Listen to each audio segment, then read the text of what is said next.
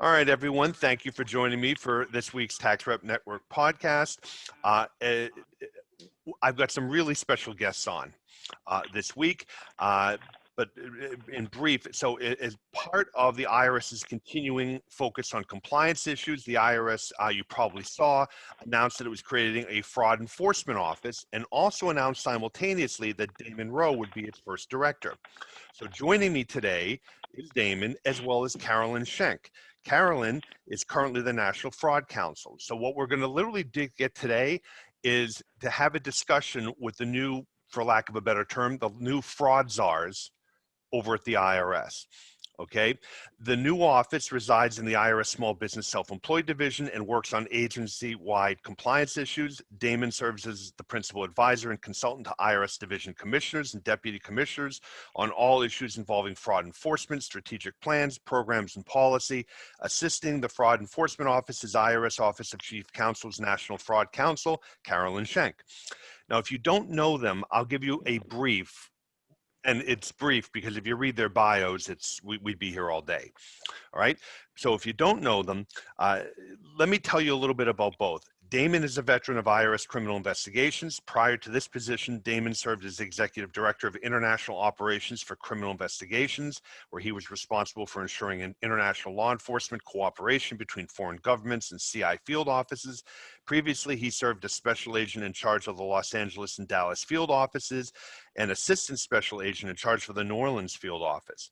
Damon began his career as a Special Agent in 1998. He holds a Bachelor of Accounting degree from the University of Houston, a JD from Texas Southern University, and a Master of Legal Letters and Taxation from Southern Methodist University School of Law.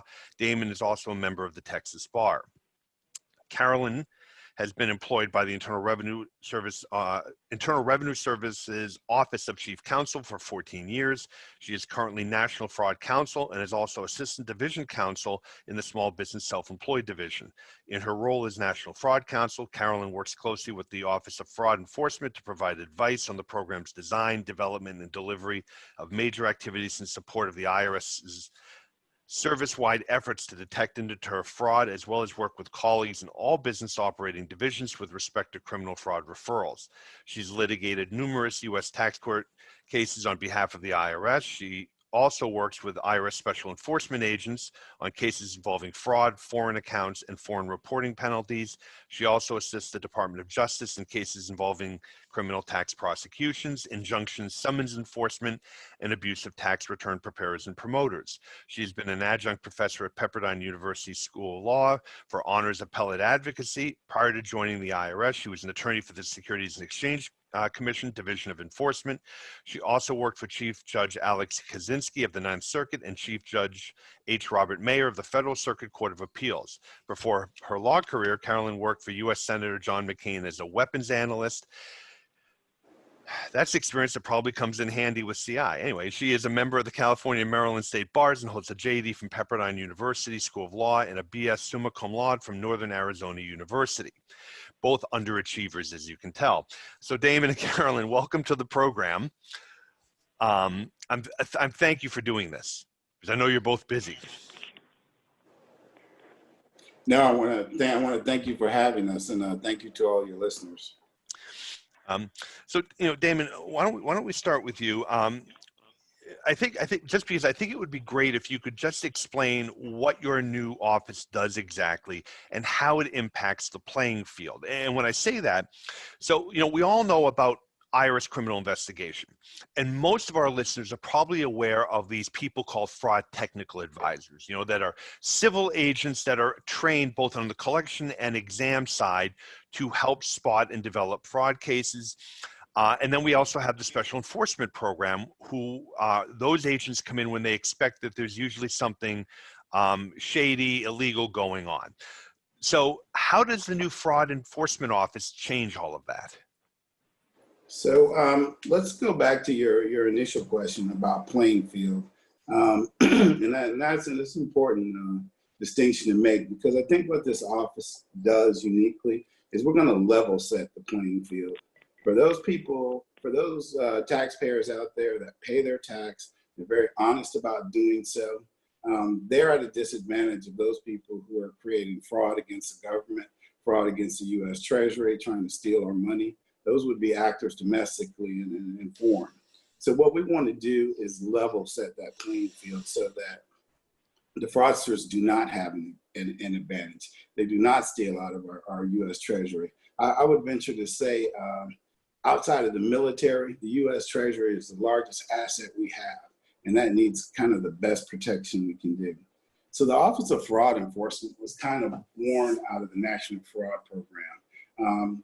That was a successful program, so we took a lot of moving parts out of the National Fraud Program, and we moved it over into the Office of Fraud Enforcement. One of the big things that you mentioned earlier, which is a change, is we asked for National Fraud Counsel. We realized that we were going to be getting into a lot of new areas and that we needed the help and advice of counsel. And so we were very lucky, extremely lucky, to get Carolyn Schenck. We kind of work hand in hand. We have a lot of deliveries that we want to work on this year, and we're going to talk about some of those in the future, in a little bit in this program. So we have what you're referring to as FTAs, Fraud Technical Advisors, are now FEAs, Fraud Enforcement Advisors. And this is a unique time to be interviewed because last week was the stand-up. We were able to hire everybody that we needed to work in this area just before the new fiscal year. So they're all getting acclimated. They're all getting trained. We're moving forward on what our mission critical projects are. We're finishing up this year 2020 and ready to start 21 with a bang. So go ahead. Oh, Damon, and when you just quickly, your quote unquote new hires, are these people brought over from within the organization that were already there, or are these literally new hires, brand new into the Internal Revenue Service, or both? So no, I say new hires are new to us, they're new to our office. They were within IRS already, but what is unique about them is that we were able to bring them from all of the BODs, from TEGE, WNI, LBNI, SB, and what they bring with them is a special expertise from each area. So they are subject matter experts in their various areas, and that's something we have to capitalize on in the Office of Fraud. If you can imagine all of the financial transactions that IRS is involved with, you need expertise in all four corners of the IRS. So, which absolutely makes sense. So how is the office set up? Are your people, and what I'm wondering about is, are your people going to be spread out within each division, or is it really like centralized where you'll have a central depository of, not depository, but a central area where all of this information comes in and they work as one team? So we kind of have an HQ function, like a headquarters function. And that's kind of us, the leadership, all in one place. I say all in one place, virtually all in one place. But the FEAs are spread out throughout the country, and that's important because in each district where we have the DOJ, in each district where we have districts where we have criminal investigation offices, the FEAs are there on the ground level to help. In addition to the FEAs being everywhere, you'll probably hear Carolyn talk a little bit later about they have counsel, special counsel in that area to help out with these various cases. So it was important to us when we were setting up the office, really did a lot of analytics on what was the best place to staff an FEA. Was that in Seattle, or was it in Portland? Or was it Seattle and Portland? Was it in Minnesota? Is it in St. Louis? So we really took a lot of time to think about it. We took kind of our greatest threats that we have, and we pushed assets out in the right places. So we were, like I said, we just stood up last week and very happy, very excited. No, it's listen, on the other side of the table, it is. It makes sense. The office makes sense, and frankly, for those of us who, I mean, I've known Chuck Reddick, so professionally and socially for a long time, before he became commissioner. It's not surprising that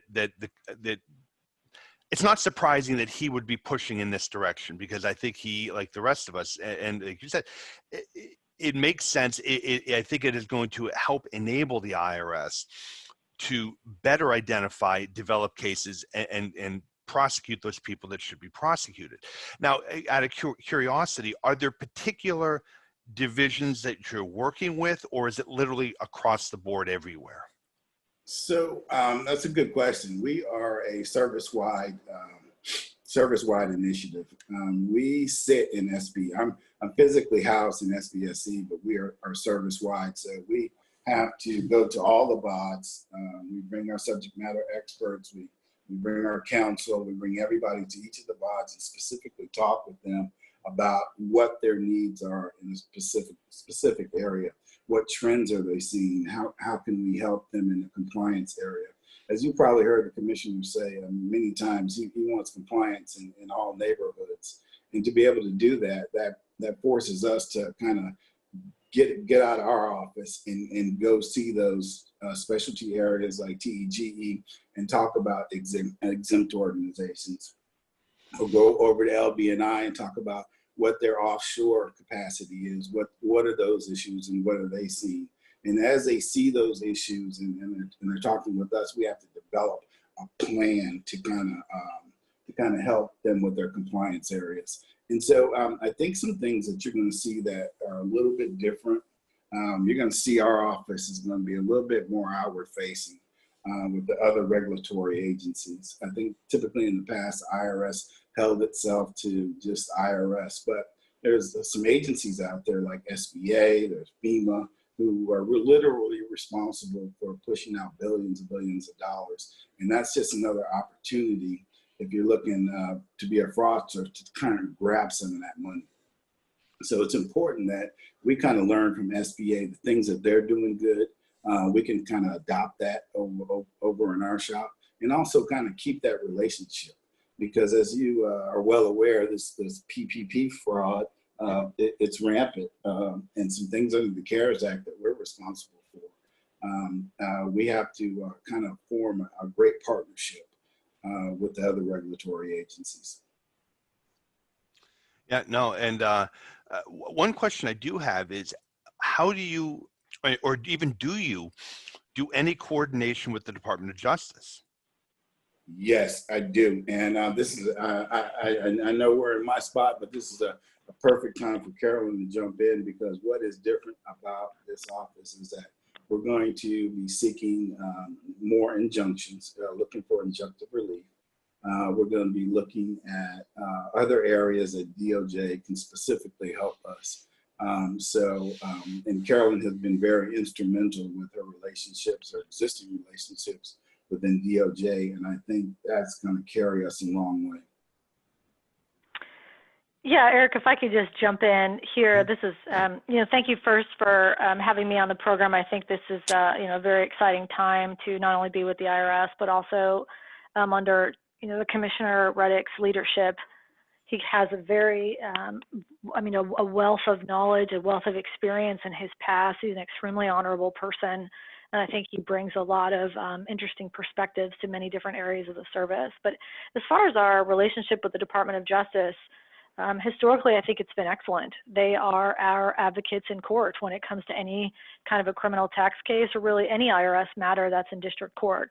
Obviously, the IRS represents itself in tax court, but when we step into a district court arena, we look to our friends at the Justice Department to help us, and they help us either in defending suits, so maybe there's an affirmative suit filed against the IRS, or as far as a refund suit or maybe some other kind of an action, and they also help us proactively in enforcing summons, quashing formal document requests, filing injunctions, and of course prosecuting our most egregious criminal tax cases, which, as you know, the IRS has a very successful track record in doing. So we have a very close partnership with DOJ, with all of the section chiefs, not only in tax division as well, as they are working a lot of our offshore litigation for us. So in areas of FBAR litigation, and that's the failure to file a foreign bank account form. that needs to be filed on a yearly basis. So they are extremely active in that area for us as well. So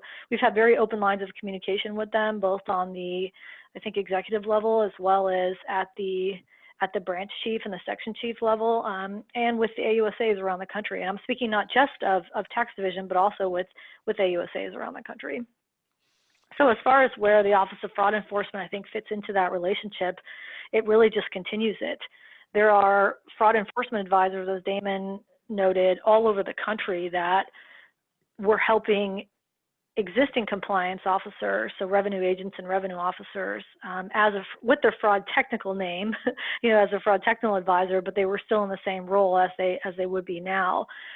So they've been helping those compliance officers enforce summons, bring actions, file suits, defend liens, all kinds of stuff. So we look forward to continuing that strong relationship with them. Now, Carolyn and Damon, normally the process has been right. That's not. I was going to say something. Now I realize it's not true. For those, we tend to think of civil exam sees something, talk to the fraud technical advisor, or the new fraud. No, I'm mind blanking. Yeah, exactly. Right, who then gets the case over to CI. CI then often now more and more will coordinate with an AUSA and use the grand jury process. Sometimes there are just whistleblower cases that go directly to CI. After the case gets handed over to CI, do you foresee your office, both the fraud technical folks, but also actually the Office of Chief Counsel, fraud counsel, staying involved in the case once CI and DOJ have it, or at that point, have you just kind of helped develop it and you're going to step back and let them kind of take the ball and run with it? Damon, I think I can take that question. Sure. So I think there's some, pretty clear lines about how the case handoff happens and who's supposed to be developing what case and at what point does that, civil development stop if there is a decision to make a criminal or fraud referral. So none of that has changed. So primarily civil counsel, meaning someone from SBSE, TEGE, or LB&I, working with the Office of Chief Counsel, would be working with the fraud enforcement advisor and getting the case ready to make the criminal referral.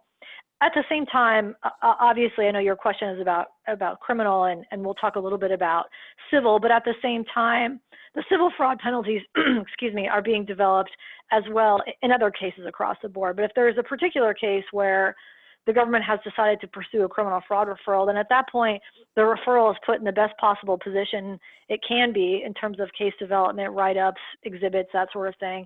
And then it's referred over to CI.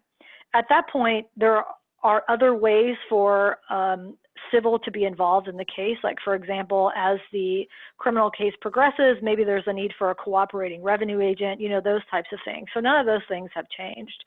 There could be some discrete issues that CT counsel or criminal investigation needs clarification on, or anything along those lines. And so, civil may be called upon to support that as well. But, as far as the criminal referral goes, CI is primarily handling that at that point. When the case comes back, let's say at the tail end of the criminal process, whether it resolves in maybe a plea, a jury, adjudicated case, however it kind of resolves, many times, almost all the time, that there is a civil case closure, which means that the defendant taxpayer is interested in resolving his civil liabilities, as is the government. Because as you know, once a case goes through the criminal process, that resolves the criminal liability, but there's still an issue of the civil liability. Right. And so many times at the end of the criminal process, either before sentencing, around the time the plea, or after, at some point, the discussion does turn to civil, and typically chief counsel and the civil agents get back involved to try to finish out the rest of this defendant's liability in order to kind of bring some closure from both the civil perspective as well. I think I already know the answer to this, but I know that Chuck, when he was first talking about this office, I think it may have been at the AICPA last year, he talked about the quality of the referrals going over to CI. Is it safe to assume that part of the role of the office is to make sure that those referrals that do go over are better developed, are just simply better cases, more of them? Damon, what is sort of, the marching orders here, if you can share? Certainly, Eric, appreciate it. When we were setting up the office and I wanted to have National Fraud Counsel, and we were lucky enough to get Carolyn over, I asked that whoever's going to help Carolyn they have litigation background, have litigated a lot of cases. And we wanted that because we didn't want people helping our fraud enforcement advisors. We wanted them to kind of have been through the process in court and know what kind of evidence is needed to survive attacks from the defense, and so that was really important, and that's what we received. So we have a great person in the National Fraud Counsel, and the people that assist Carolyn are all tried and true litigators that have been forged through the fire of this kind of judicial process, which is important. Now our people can say, hey, is this bank statement enough to kind of meet this element? And so to increase the quality, what we have done with the National Fraud Program is that in a lot of areas, in a lot of cases that go over CI, they're doing an element-based review. They're taking the 4 or 5 elements in whatever criminal statute there is and saying, hey, this can help you with willfulness. Clearly, tax due and owing is a mathematical computation. So we just have that, the government just has to get that right. But all the other elements, Carolyn's office is really helping out the FEAs and our compliance officers and agents with that area. So with that quality review, when we're sending those cases over, they have been through a review that they haven't been through in the past. It seems kind of simple that should have been going on, but it wasn't. But that is something new, and I think we're going to have a significant increase in the cases that go over, and definitely a significant increase in the quality. Carolyn, I can let you kind of jump in on your efforts on that end. Yeah, thank you, Damon. I echo what Damon said. We are looking to increase both the quality and the quantity of referrals that are going over to CI. As far as the quality is concerned, we have phenomenal compliance officers in the field. They have incredible resources at their fingertips in terms of information. We might not have, I think like many other agencies, we are strapped for resources, but the one thing that the IRS does have is a tremendous amount of information. So the key is getting that information synthesized into a document or a deliverable that explains why this particular individual is really ripe for criminal prosecution. And so in order to do that, we want to work with, and the FEAs are doing this as well as Chief Counsel, to work with the compliance officers in getting those facts organized on an element by element basis. And so that way it's like an efficient reading of a particular case. And I think, Eric, your background, you're a lawyer, you know how these things work. And there are sometimes a lot of facts out there, while interesting or juicy or somewhat relevant, they really need to correspond to an actual element, or else, they don't really fit. And so I think that's where counsel can really come into play here to sort of help get these phenomenal work products in the best possible position that we can. And I'm not necessarily talking only about work product, but also with case development as well. And I think we'll probably talk about that in a little while. But so that's kind of, I think, where we are seeking to add some value as far as the actual referral itself. Well, and again, to the extent you can share, are there particular areas that you're looking at? So for instance, I know we mentioned, Damon mentioned the CARES Act, right? The PPP loans and that stuff. Payroll cases. Darren Gio, who is now, SBSE, Assistant Commissioner, but when he was Director of Collections and when Caroline Cerolo was the Acting Assistant Attorney General for Tax Division, they really made payroll a kind of a hot button priority for both DOJ and IRS, civil and criminal. We have these the high earning non-filers, TIGDA had mentioned, and I know Commissioner Reddick has talked about going after. To the extent you can share, are there certain areas you're focused on, or is it, obviously you'll take cases from wherever, right? If it's an income tax case, if it's a payroll tax case, excise, whatever, but are there priority areas? So certainly, Eric, all the things you've seen in the news remain a priority. Employment taxes aren't going anywhere. We have to deal with that in a very assertive manner.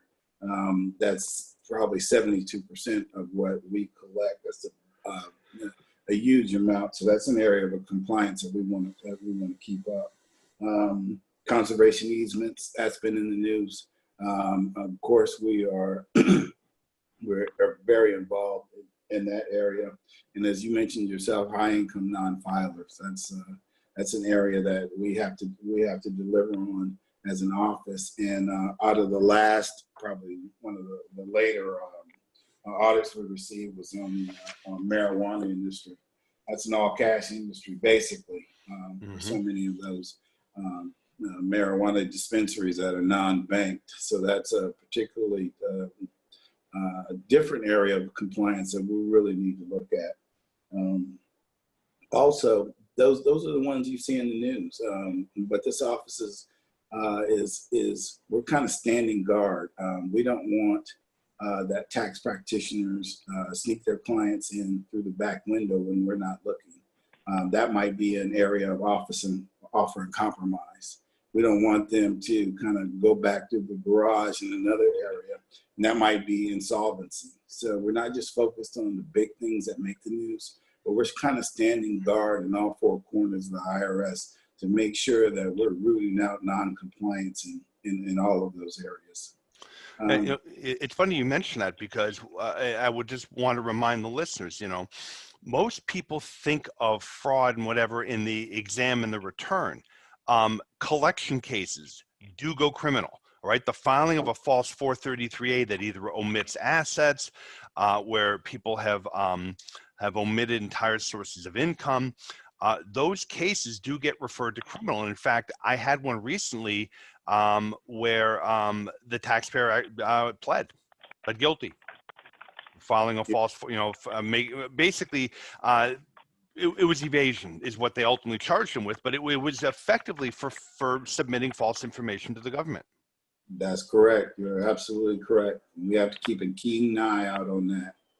There's some natural players out front, like I said, high income non-filers and conservation easement cases, but there's some other areas of compliance that we need to be particularly mindful of. So out of curiosity, for folks who don't know, have not dealt with this, when let's say it is a revenue agent, they begin to suspect that they have fraud, they then come and talk to your folks. Your folks aren't going to come in and take over the audit. They will remain in the background almost as consultants, right? Helping to quarterback the case. Or are there cases where your agents will literally come and take over the matter? No, I haven't seen many of those. Those would be if that particular compliance agent or officer didn't have the skills set to do it. That there might be a particular area like excise tax that might take a different ability. So we might help a little bit more, but our agents are here to kind of detect and deter fraud. So they're looking at badges of fraud with the compliance officers and compliance agents. That's what they're kind of helping out the most with. Do you have any concerns about the blurring of the line between civil and criminal, where there is, TWEAL, the TWEAL standard still does exist. It's often not as bright as people think. Do you have any concerns with your folks? And when we talk about blurring the lines, usually people in our little world, we talk about where taxpayers may be misled about the nature of the exam or the nature of their interaction with the IRS, that they're really effectively, you would call it being entrapped. Is there any concern about that, and how do you deal with it? So no, is a short answer. We keep everything on the civil side civil. And so it's kind of fact driven, very fact driven for us. Like one one badge of fraud would be an omission of income. Okay, that's something that no compliance officer did or no FEA did. That was something the taxpayer's representative did. That's the fact that they fell into. That is a badge of fraud. Or if they put something in someone else's name. That's nothing we control. That's just something that, once we see it, we can move forward. So we're just asking very factual questions. I think you mentioned it earlier on the 433. There was no inducement for the government to say, hey, fill this out. The taxpayer did that. So no, I don't see any concerns there. And then we are under the watchful eye of National Fraud Counsel to make sure that we don't cross that line ever. One thing I did want to circle back with you, Eric. You're talking about how the National Fraud Counsel was helping out. It is in the area of training. I have listened to Carolyn do several trainings with AUSAs, internal people on everything from virtual currency to how to develop a fraud case. So I just want Carolyn just to talk a little bit about her efforts on making sure all the compliance officers and agents are trained. Well, and actually, Carolyn, I was literally going to ask you, I know you touched on it a little bit, but can you explain sort of how you work with Damon and his folks? And honestly, will taxpayers ever even meet your folks or even know that they're involved? Sure. Well, let me kind of hit that from a couple of different angles. So I think from more of a procedural standpoint, the Office of Chief Counsel, as you know, is located geographically throughout the United States. So we have offices in about, I think, 48 locations. We have established a group of 100 plus fraud specialists that are working in each one of those geographic areas, and they are assigned to a specific fraud enforcement advisor. So that's kind of how the Office of Chief Counsel is paired with a fraud enforcement advisor.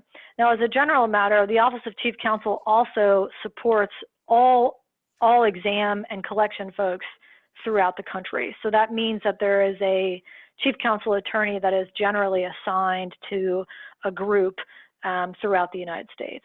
So that's two different ways that a revenue agent can get some counsel assistance, either from their kind of regularly assigned group attorney or from the fraud specialist that's located in their area working with the fraud enforcement advisor. So either one. And there's also kind of the third category of when counsel gets involved, which is they basically have a, kind of like a pre-existing relationship with the revenue agent or the collection officer, right? So a lot of times people call kind of who they know, and many times counsel attorneys will find themselves working with a particular group or a particular issue,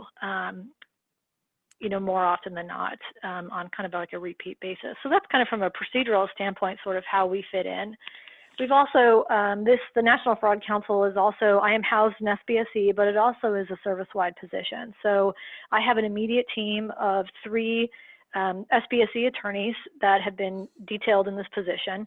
And they're located throughout the country, but I also have points of contact in CT Counsel, LB&I, and TEGE.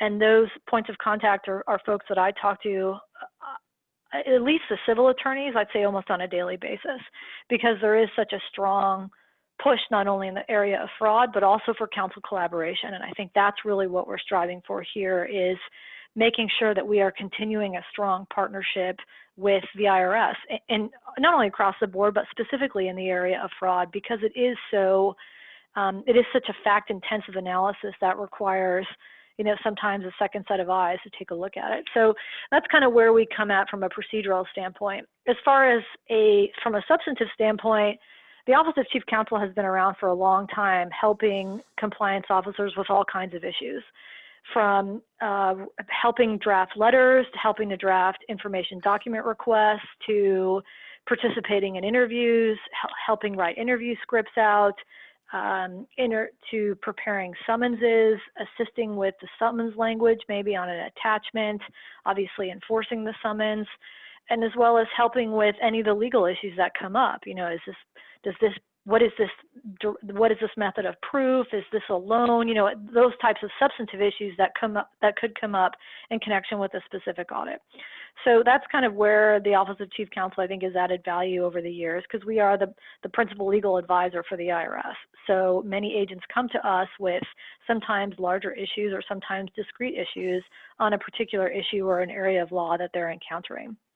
So that's kind of where we come from. As far as how or when a taxpayer may meet us, that is certainly possible.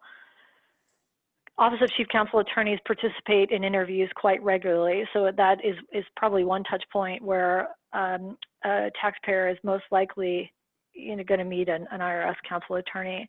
I will note that the presence of an IRS counsel attorney shouldn't be interpreted one way or another, right? So just because an IRS counsel attorney is there at the interview doesn't mean this is a bona fide fraud case, or this case is bona fide going to litigation, or anything like that.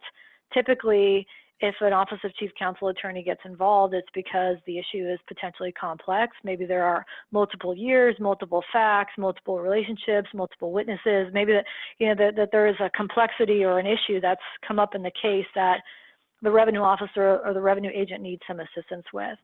We've seen, I think in the last decade or so, a large presence of counsel attorneys in offshore cases, and that was an area that I focused on for many years, and I still do, because I am continuing as the Assistant Division Counsel for International and SBSE. So offshore is one of the areas that I oversee in one of my programs. So that is something that Office of Chief Counsel attorneys have been very active in terms of that area, just because of the cross-border issues that present itself in a lot of offshore tax evasion cases. So that's kind of how the Office of Chief Counsel fits in terms of not only with the IRS, but also with the Office of Fraud Enforcement. So how many chief counsel attorneys are involved in your area, in this area of fraud? There's well over 100. There's also a counsel attorney in just about every office in the United States that we have, at least one, if not two. The other thing is that those are the designated fraud specialists in the areas. However, there are thousands of fraud cases going on at any given time, right? And right. So a lot of those cases require legal support. And like I said, many times the local revenue agent or revenue officer will reach out to their group attorney in order to get some assistance. So the issue of fraud has been around for a long time. Counsel has been very involved in that because, as you know, we litigate hundreds of cases in tax court on the fraud penalty also. So counsel has been around this area. This is definitely not a new area for us.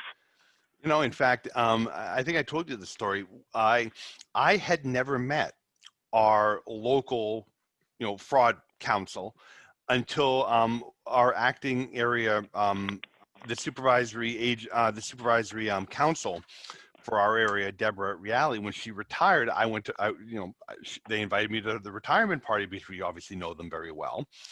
And I actually sat next to Melissa Conte, who is our local criminal, counsel person. And I said, we never met. I said, how do you know Deborah? Oh, I work in counsel. I'm like, really? I've never met you. And that's how I was like, oh, wow, we actually have somebody here. I had never run across her. Which again is not necessarily surprising, because usually I imagine she was helping develop stuff in the background. By the time we often knew it was criminal and the clients came to us, CI and an AUSA were already involved. So it was kind of funny about that. Damon, if you don't mind, I wanted to, only because I know we have limited time, I wanted to just kind of, switch gears here. There was a headline not long ago about IRS CI seizing cryptocurrency that was being used to support terrorist organizations. And now that I have you here on the podcast, knowing that your old role as far as, in charge of international operations, I don't know that most people realize there are CI agents stationed overseas that are Yeah. attached to embassies.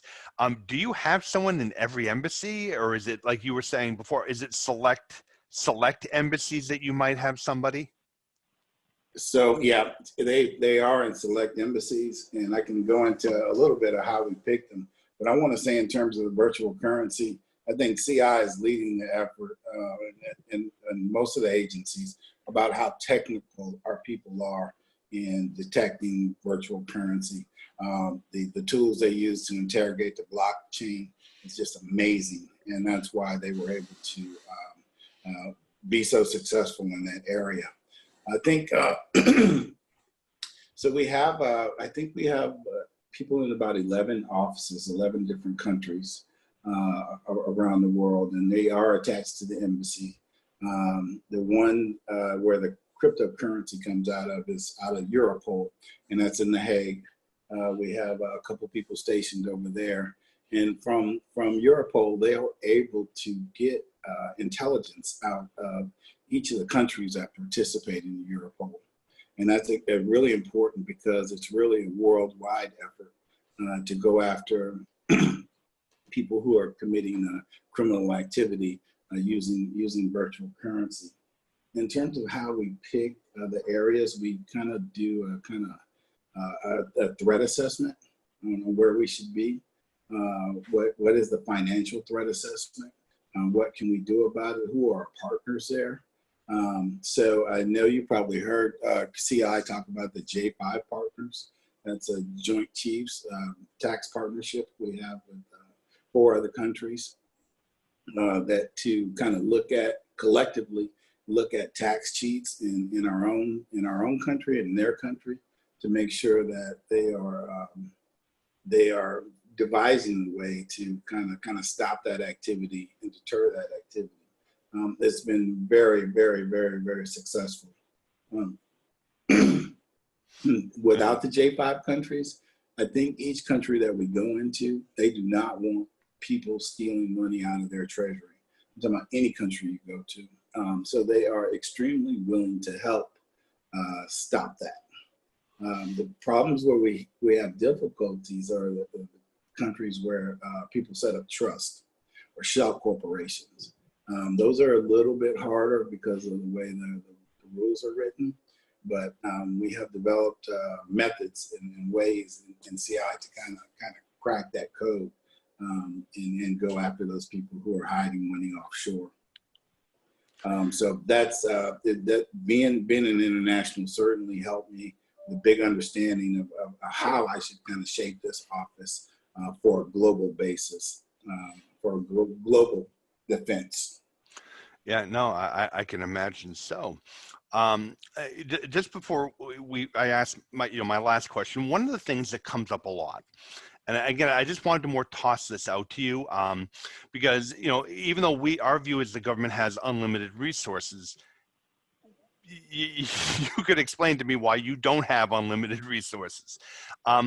One of the biggest frustrations I hear from the accounting community are,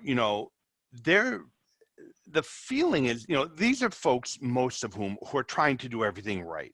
It's very complex, and to keep up and make sure you're following the rules and also be policing your clients, and it's a lot. There's a lot of frustration when there are bad preparers out there who are, just as it is for the government, the bad preparers who are filing sometimes hundreds or even thousands of false returns, right? False deductions. We had somebody who actually was a former agent who was filing, and everyone got a $3,000 or $5,000, whatever it was, goodwill deduction, right? Because you must have given at least that, and they'd slap it on the return. You know, and we do see the headlines. I do know that CI and your office do look at bad preparers. Is that an area that you think will be a priority and there'll be more focus on? And the reason I ask that is I think getting those people are very difficult. They usually don't sign the returns. So unless you're prepared to start shopping the preparers, and for those of you listening who don't know what I'm talking about, shopping a preparer is where CI usually will send in an undercover agent who will record and see what happens on the return, because that's often the only way to catch these people. Well, that's very involved, and there's a limit to how much CI can do that. So I guess, Damon, will your office be helping them as far as looking for certain preparers, trends, you know, the refund rate, anything like that? Or is the preparer area really something that's not, that doesn't fall under your bailiwick? So we do look at preparers, but they are under a kind of a larger set of people, is with the professional enablers. So we are looking at professional enablers in terms of those who prepare bad returns, those in their promoting area, those in offshore areas, those in just in any kind of fraud that a professional enabler will help with. And I think you hit the nail right on the head. They're really tough to get to, but because they're professionals, they're CPAs or lawyers, and they often come with some attractive veil of legitimacy, and they are just standing on the line between criminal behavior and advice that they're giving their clients. So with that analytics, we start to see trends in areas, in who the clienteles are, how they're promoting this activity, and we're kind of piecing that together. It's just like a puzzle. I've been doing this for over 22 years, and it's really like a puzzle. We take each piece and look at it and put it together. Each piece after that, and look at it and put it together. Typically, they don't. The professionals, they slip up. And in the criminal area, their clients begin to tell on them because the relationship goes bad. And so that's just one way. That's kind of the TV way you see where someone leads us into a professional enabler. But I know Carolyn has done a lot with the promoter's office. I'll let her kind of tell you a little bit about that also. But yes, Eric, we are definitely looking at that area. Yeah, no, it's, Thanks, Damon. Yeah. So Carolyn, please do tell. Yeah, I can talk a little bit more about that, sure. But first, I kind of want to preference my comments by saying that we know that there are a ton of members of the CPA communities who are honest, who work hard, who prepare returns based on documents that are given to them by their clients, taxpayers. They look at those documents, they ask questions, they pay attention, they tie numbers, they vet, they verify. We know that there's a big member of the CPA community that does that. And we appreciate that, because without those folks, we would not have any kind of a voluntary compliance system at all. It would be complete mayhem.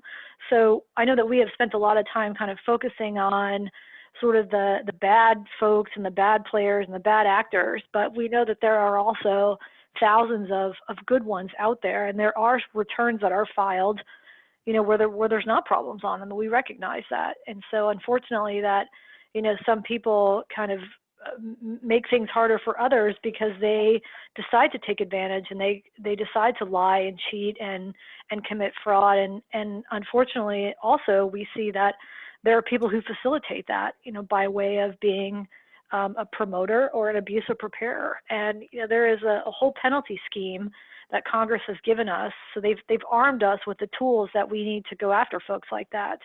And the penalties sometimes can be pretty steep given the number of returns, or an appraiser context, or the type of deficiency or tax loss that we're looking at. I mean, obviously some of those things are variable. So we do have the tools to go after them. The thing is that these cases are somewhat hard sometimes because there are potentially a lot of clients, and getting our arms around the known clients sometimes is difficult. But also, as you mentioned, the ghost preparers, or the preparers who aren't signing their returns, who are making these representations that they can get thousands of dollars worth of unreimbursed business expenses, or an automatic charitable contribution when they haven't made any of those. Sometimes that takes a little longer for us to figure those out, but eventually we will catch up with those people. You mentioned, Damon mentioned some tools, or I think maybe it was you, Eric, that mentioned some tools that CI has, as far as shopping around or any kind of a covert type of approach to investigations. Civil doesn't have those types of tools. Those tools are employed by special agents in the Criminal Investigation Division after, a case has been picked up and worked by CI. And so on the civil end, what we've been able to do is really put our arms around a lot of the civil aspects related to developing a case like this, which is looking at the pattern, looking at the trends, looking at the returns that are filed, the representations made, the types of documents given to the preparer. I mean, that's how we build those cases. We've had a lot of dialogue with the promoter's office, as that is something that I think is just recently stood up. The promoter investigations coordinator was put into place, I think, sometime in the last year. Brendan Odell, is that right, Damon? I think in the last year or so. Yep. Brendan Chop. Yeah, Brendan Chop. And so, but so Brendan is looking at a lot of those issues, but those have been issues that the IRS has been engaged in for decades. There are a lot of areas of abuse when it comes to the preparation of tax returns. And so, I think if you guys are seeing that in the community, I would encourage you to follow the whistleblower process and file a claim. Because I'm sure that part of the frustration is that, maybe you guys are seeing this in the community, but you're trying to figure out how to report it. I mean, I would pursue some of those types of avenues there. Yeah, no, absolutely. And actually, I've got, actually, Carolyn, you and I were talking about this, I think, last week. I have three, Damon, I have three whistleblower cases going against preparers. Oh, wow. That other preparers have brought to me. I was speaking in a conference in Salt Lake City, and I had two separate accountants approach me and say, this is what's going on. I know this because they were my client and we wouldn't do this. And I know they've gone somewhere and they're doing it, or I worked at a firm and the partners were involved in filing false returns with somebody.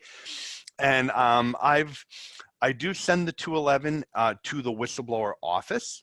But, as I told Lee Martin, who heads that office, I often have this sort of vision that it's like the end of the Raiders of the Lost Ark. I send the stuff, it goes wheeled off into a warehouse, and I don't know if anyone ever looks at it. So I always would send a copy to Christina O'Connell or Jolene Simpson here at the Boston field office, who I know, to make sure that CI got their eyes on it and could sort of make, let them make the decision if it's something they want to pursue or not. Lee Martin has since assured me they look at everything that comes in. It's not being sent off to a warehouse buried in a mountain.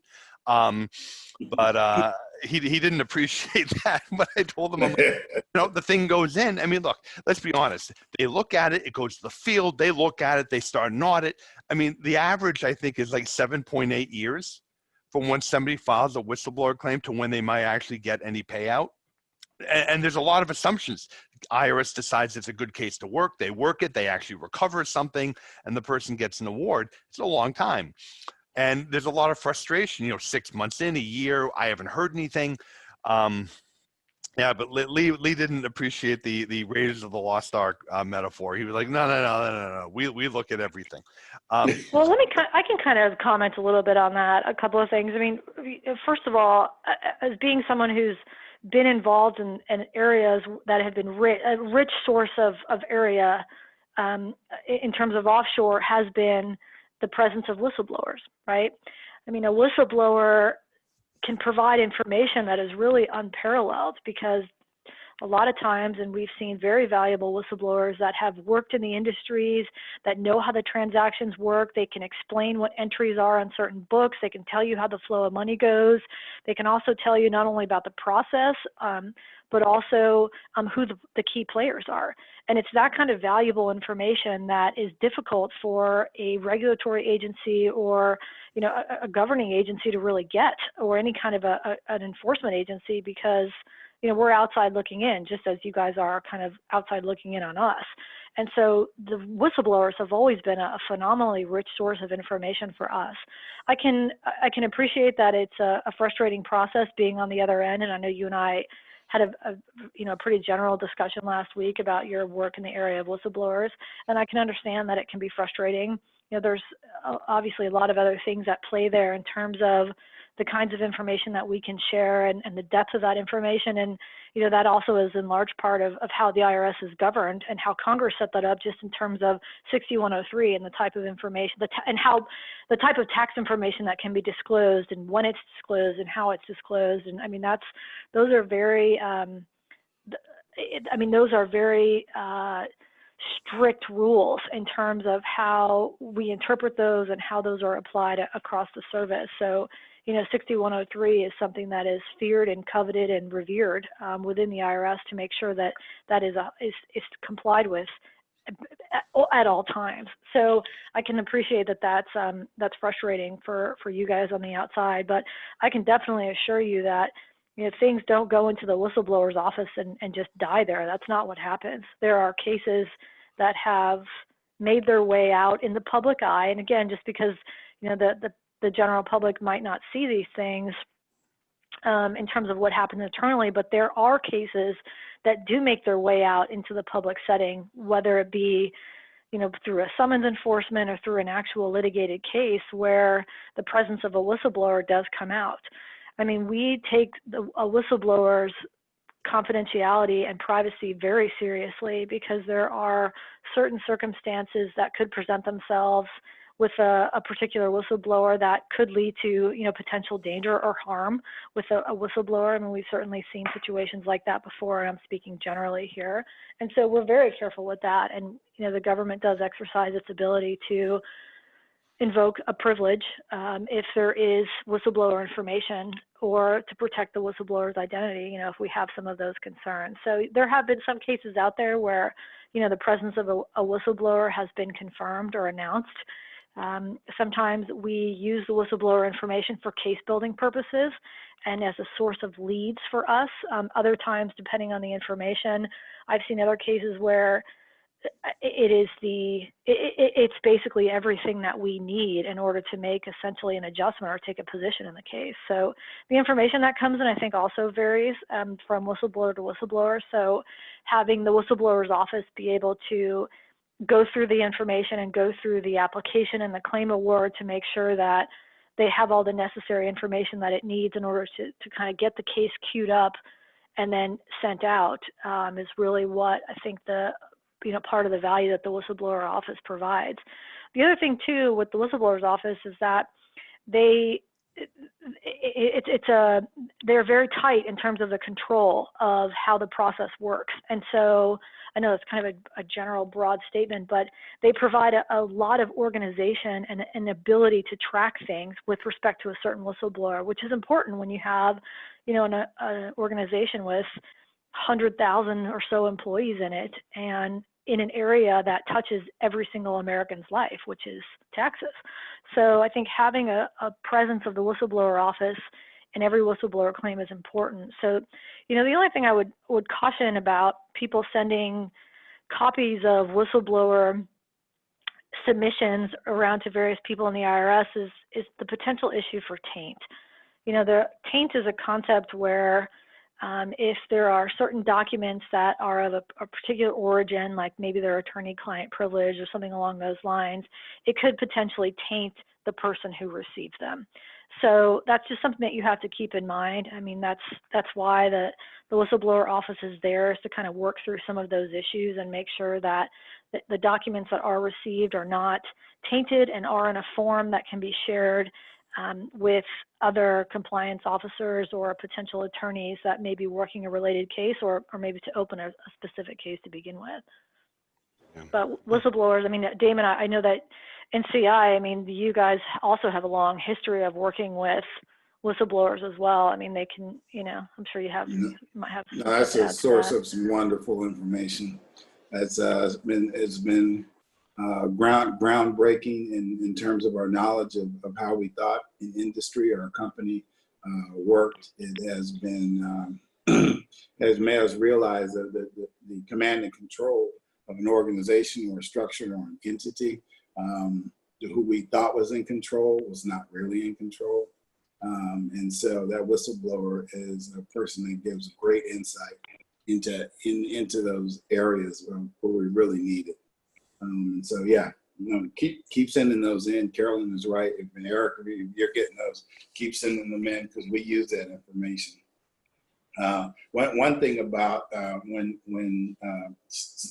the community thinks that something is working, they'll try and duplicate it in another city or another part of the U.S. And so once we get it in the whistleblower's office, if we see that again, we'll say, hey, this is just like what we saw 3,000 miles away. And so it's very useful in terms of intelligence and data. Yeah, no, and to go back to that earlier thing with practitioners who get frustrated with bad practitioners, the IRS can't do anything if you don't tell them. And so it's very much a see something, say something. And whether you want to file a whistleblower claim or frankly, just simply share the information with the government, that's how we can actually police ourselves and get rid of folks who are involved in things they shouldn't be involved in or shouldn't be doing. So listen, I know we're out of time.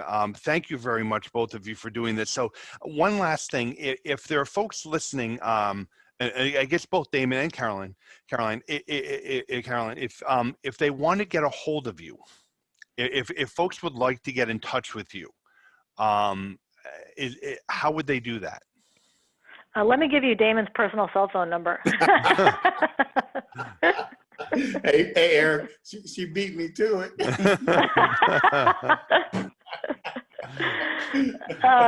Damon, as your lawyer, I think maybe giving out your cell phone number is probably not the most, for your lifespan, that's probably not a good idea. But no, I mean, they can certainly reach out to us. They can shoot us an email. If they have a whistleblower claim they want to file, I would encourage them to, pursue the formal whistleblower office channel. If they want something more informal that they want to pass over, they can certainly reach out to either one of us. We're always happy to talk with people. We know that, out there in the practitioner community, I'd like to think that, Damon and I have a pretty open lines of communication with, talking to the CPA community as well as the legal community as well. So, we're always happy to hear from people, get suggestions, and also the criticism, because it helps us figure out, kind of what we need to fix. And I think, with that, we listen to what you guys say. As I said, I was intimately involved with our offshore program, and one of those things was the offshore voluntary disclosure program, as well as the iterations to the voluntary disclosure program. And so we listen to the things that you say, and we incorporate these things into our processes and our perspectives, because it helps us help you achieve the voluntary compliance that I know we are capable of achieving. So we encourage the dialogue. We appreciate your comments. We value what you have to say. We also value all the work that you guys are doing in this area, because it is complicated and it is hard. The one thing I did want to say too is, with the fraud enforcement advisors, I think they are particularly situated to deal with, the more complex cases that have things like whistleblower information in them, because these fraud enforcement advisors are sophisticated compliance officers who've been around the block. They've been with the service for some time. They've spent a lot of time, working in the area.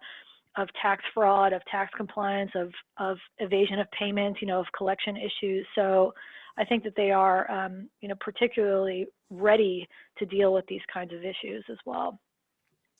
No, absolutely. And so do you both don't mind if I actually give folks your email address to contact? Please do. So reaching out to us is no problem. We'll set aside the time to talk. We've talked to plenty practitioners, plenty lawyers across the country. Some of them just have very, very, very simple questions. Some just want to talk about ideas and thoughts, surrounding an area, K1s, 1120s. And we can get them to the right people. So if they want to send in fraudulent leads, they can send them in to whistleblowers, or they can talk to us in general. Okay. Nope. Good to know. I will definitely share that in the description of the podcast episode. So listen, Damon, Carolyn, thank you very much for doing this. We really appreciate your coming on. I know you're both very busy. And for those of you who do know about something going on and want to say something, please do either contact Damon or Carolyn, or in fact, go ahead and submit a 211 to the IRS whistleblower office that we all agree actually does look at them, and we'll get it in the hands of the right folks that need to have it. So again, listen, everyone, thank you. Damon, Carolyn, thank you for joining me. Everyone, thank you for listening, and have a great rest of your day. No, thank you, Eric, for having us. And Thank you. Thanks to all the listeners. Yeah, thank you as well, Eric. We appreciate the opportunity as well as the forum to speak. So thank you very much. And we appreciate the listeners as well. No, thank you.